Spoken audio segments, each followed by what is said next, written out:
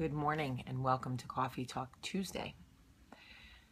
Okay, so we have talked a lot about forgiveness, but the one thing we haven't really discussed is how to forgive ourselves. So many of us are carrying around these burdens that we can't let go of because we feel almost better punishing ourselves for the mistakes that we've made.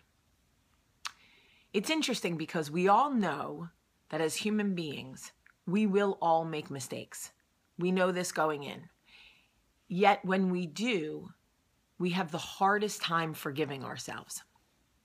It is so much easier for us to forgive other people oftentimes than it is to forgive ourselves. So maybe you cheated on a spouse. Maybe you abused your body when you were young, or you are harder on your kids than you wish that you were. Maybe you treated your parents poorly. Maybe you had an abortion. Whatever it is that's weighing on you,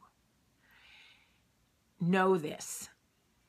Everybody makes mistakes every single day. The beauty about Coffee Talk is that we acknowledge that we want to be people who treat people better than we did yesterday. We want to embrace the human connection and get better at social responsibility, but we don't apply the same forgiveness, the same grace and kindness with ourselves. I want to explain something to you. I was the kind of girl that, should my daughter meet that kind of girl today, or in high school or junior high, I hope she turns around and runs the other way. That's who I was. I made a million mistakes.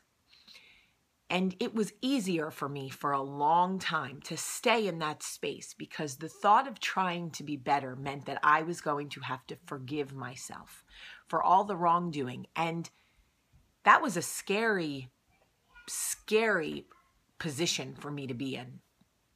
Forgiving myself didn't mean that the mistakes were okay, and it didn't mean that I could continue to make the mistakes. Forgiving myself meant that I didn't have the tools to do any better. And a lot of times when we make mistakes, like when we have affairs, we're doing it because we are desperate for something. And we go out to fill basic human needs outside of our marriage. I'm not saying it's right, so you don't have to comment and tell me why affairs are wrong. I know why they're wrong. I'm talking about if you've had one, most likely you were trying to fill basic human needs like attention, love, affection, whatever, and you did it by any means necessary. I'm not saying it's right.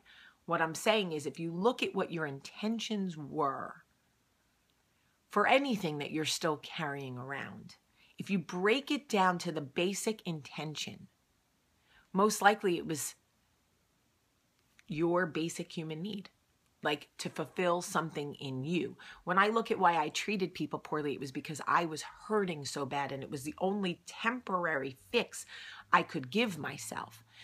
So when I looked at it that way, I had to forgive myself for the way I treated people because I knew where it was coming from. I was hurting, so I hurt other people. What was not okay was that if I continued to do it, or acknowledged that it was happening and then went back and did it again. We have got to learn to forgive ourselves. We are human, and a lot of times we are a human mess, and we continue to, sort of carry around this distaste for ourselves, which is a form of self-hate and self-deprecation that we must let go, because when we forgive ourselves for our mistakes, it frees us up truly to become better than we were yesterday. And that's the goal. When you are not so angry at yourself for decisions you made, listen, you can't change it. What you did a year ago, you can't change it. Even if the people around you are not ready to forgive you, you start by forgiving you first. Because what that will do is it will set you free from that chain and allow you to move on to become the person that you want to be. Life is a journey. It's a learning experience. Never forget that. I always say, just keep moving forward. I don't care if you have to crawl. Just keep moving. Start by forgiving yourself so that you can really love yourself, because your actions towards other people are a direct reflection of how you feel about yourself. And if you are beating yourself up, if you don't love yourself, you can never be the kind of person you want to be with other people. Forgive yourself.